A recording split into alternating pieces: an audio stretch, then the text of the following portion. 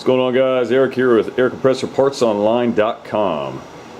Take a look at these pressure switches. Today we're going to just go through a short rundown on how to wire a couple different popular types of pressure switches, as well as adjusting the pressure switches. See, wiring, actually pretty simple. If you're just not sure or not able to, I would certainly enlist the help of a helpful electrician locally. That is always recommended. But it is pretty simple to adjust a pressure switch and to wire a pressure switch. Just make sure that you pay attention, and of course power is cut to the unit. And if you're going to adjust it, and just exercise caution. That's all you have to do. But it is certainly able to be done. We'll start off with a square D pressure switch, which is what this is here.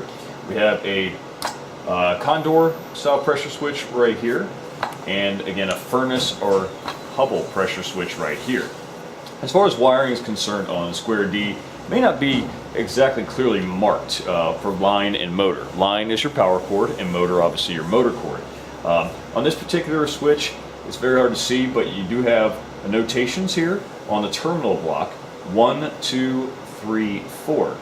So what you'll do is, if it's not labeled line or motor, you want to install your line or power cord wires on the outer contacts, on the outer terminals. Keep them on separate contacts, and of course your motor wires on the inner terminals. So you have power cord, which are on 1 and 3, and your motor on 2 and 4. As far as which black and white wire to install, it doesn't matter as long as you have the motor wires on the course inside and the power cord wires on the outside. So it doesn't matter black or white though.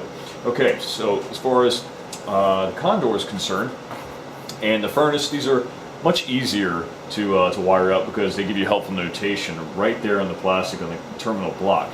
It'll state line right here and motor right here.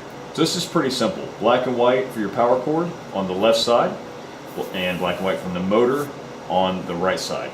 Easy as that. And it's also just as easy on your furnace or Hubble switch. Line, so line on top, and motor, which of course on the bottom. And you may notice that you have different types of terminals. This is a flag terminal, which is simply just a male kind of terminal here. It just slides on, female from the wire slides onto this male terminal. And of course you can always see if you have a different type of connection on your pressure switch, you can always just simply cut the wire on the power cord and install a new type of terminal that matches whatever you have on the switch. As far as adjusting the pressure switches, some pressure switches are not adjustable, and the factory may not recommend it, and you can tell because it won't have an adjustment screw.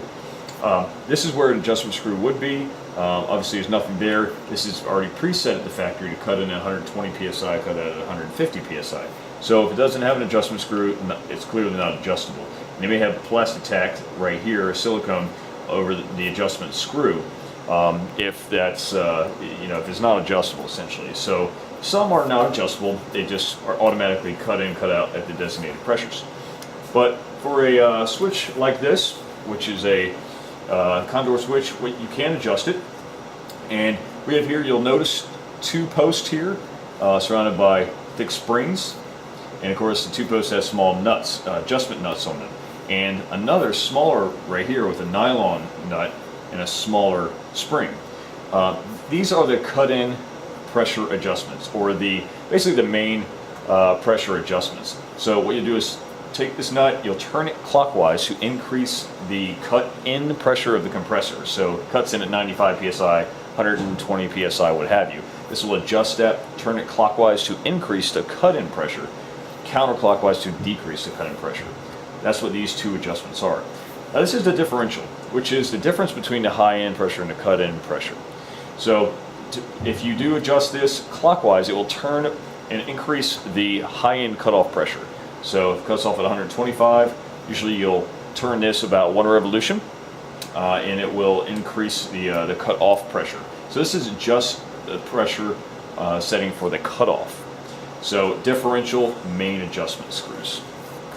And of course your square D switch has a similar setup. Again, it's a large screw which will adjust the main cut in and cut out pressure. or the minimum rather. So it's a minimum adjustment screw, clockwise to increase, counterclockwise to decrease, and your differential for your high end cutoff pressure only, or your max PSI.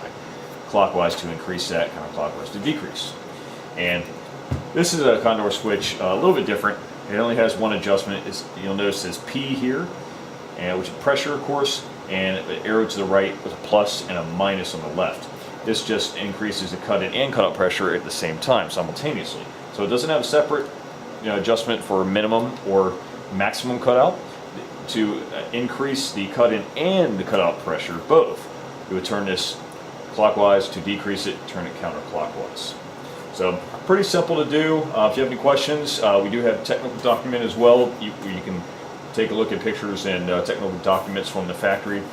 Email us or go on aircompressorpartsonline.com and hit the link for email, or call us and sales associate will help you out. Well, I hope that gave you some good information, and we'll see you next time.